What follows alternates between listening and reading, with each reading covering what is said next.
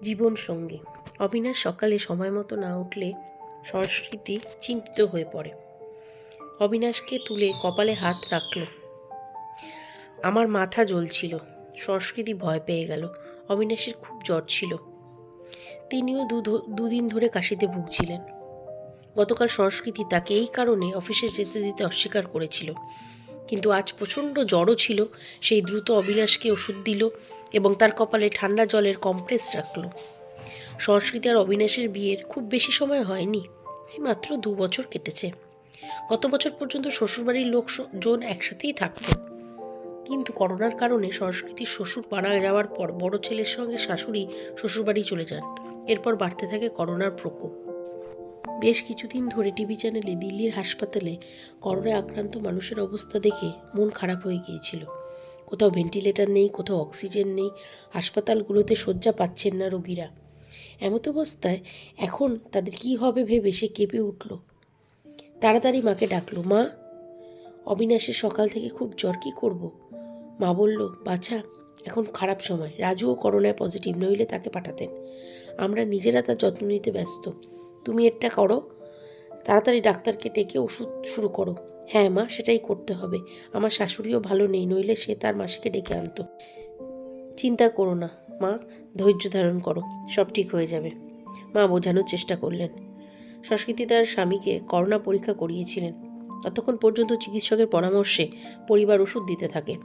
এদিকে অবিনাশের অবস্থা খারাপ হতে থাকে, তাই সে তাকে নিয়ে দৌড়ে হাসপাতালে যায়। বেঞ্চে পাশে বসেছিলেন এক অস্থির যুবক। সংস্কৃতি তার দিকে ফিরে জিজ্ঞাসা করল, আপনি কি বলতে পারেন আমি এই ওষুধটি কোথায় পাবো? ভদ্রলোক বললেন, আমি নিজেই এই ওষুধটি খুঁজছি, কোথাও খুঁজে পেলাম না। আমার বন্ধু বলেছে তার নয়ডার একটি দোকান আছে, তিনি কিছু ওষুধ স্টকে রেখেছেন, তাই তিনি আমাকে দেবেন। সংস্কৃতি শুধু চলে যাওয়ার কথা ভাবছিল। প্রেসক্রিপশন নিয়ে এসো, আমিও তোমার জন্য ওষুধ নিয়ে আসছি। ভদ্রলোক বললেন, তাহলে বলুন কেন এমন করছেন?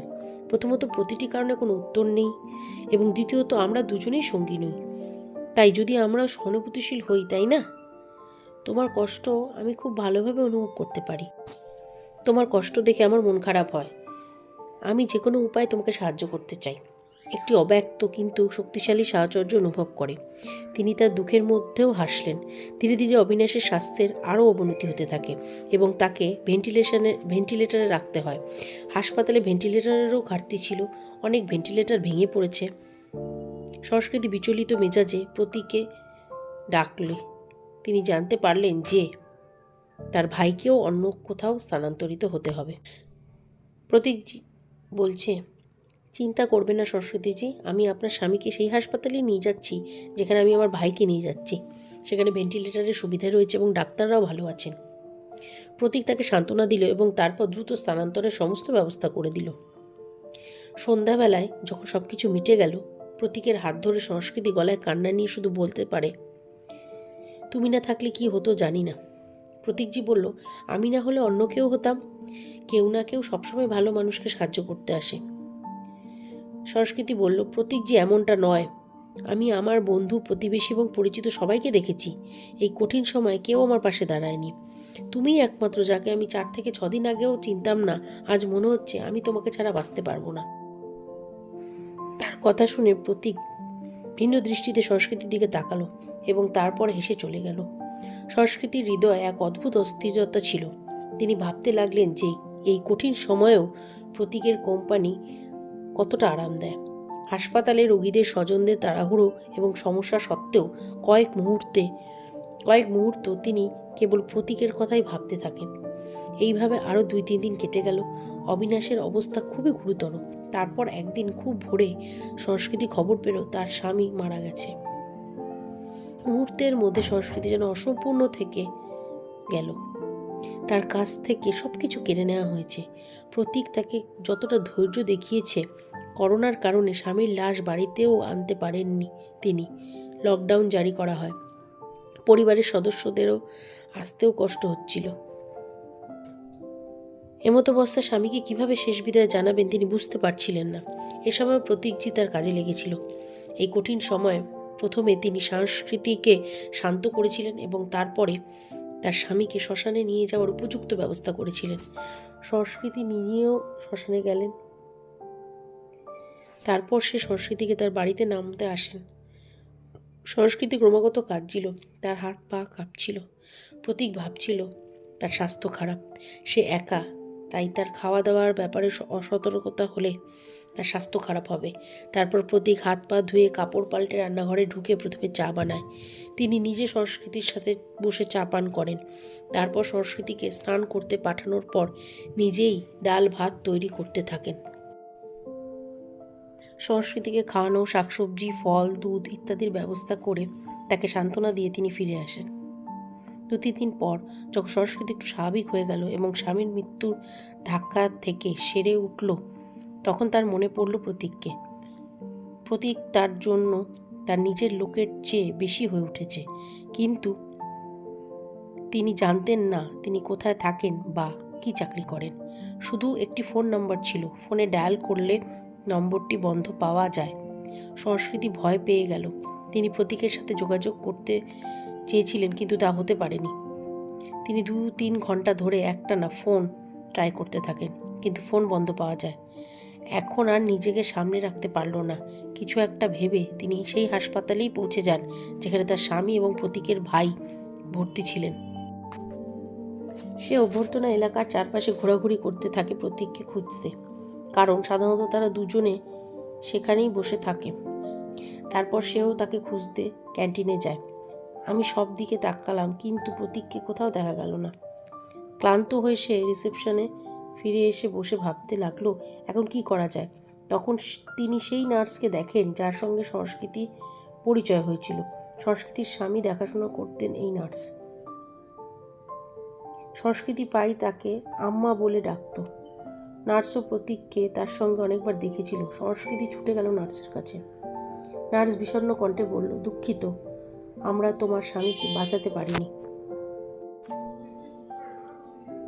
যা লেখা ছিল তা হয়ে গেল, কিন্তু আমাকে বলুন আম্মা, আপনার কি মনে আছে প্রতীক যে প্রায়ই আমার সাথে থাকতো? তার ভাই চিকিৎসাধীন ছিল। হ্যাঁ সোনা, তার ভাইও মারা গেছে। তিনি নিজেও ভর্তি, তারও করোনা আছে। এবং তুমি জানো সে তোমার স্বামীর মতো একই বিছানায় আছে, বেড নম্বর 125। সত্যি আম্মা, আপনি তাকে চিনতে পেরেছেন, তাই না? হ্যাঁ সোনা, আমি চিনতে পেরেছি। আপনাকে অনেক সাহায্য করতে ব্যবহৃত, কিন্তু এখন তাকে সাহায্য করার কেউ নেই, সে একা। আমি এখানে আছি আম্মা। এখন আপনার যদি এর জন্য কিছু লাগে তবে আমাকে জানান, আমি তার পরিচারক হিসেবে আমার নাম নথিভুক্ত করি। ঠিক আছে বাবু, আমি তোমাকে বলবো। এরপর সংস্কৃতি মনে প্রাণে প্রতীকের সেবা করতে থাকে। সে তার জন্য বাড়িতে খাবার, ফল, ওষুধ ইত্যাদি নিয়ে আসা, সমস্ত দায়িত্ব নিজের ওপর নেওয়া, ডাক্তারদের সার্বক্ষণিক তার স্বাস্থ্য সম্পর্কে অবহিত করা ইত্যাদি কাজগুলি সে পূর্ণ উদ্যমে করছিল। এদিকে প্রতীকের অবস্থার অবনতি হওয়ায় তাকে আইসিইউতেও নেওয়া দরকার। এজন্য হাসপাতালের ক্লার্ক তার সামনে একটি ফর্ম পেশ করেন।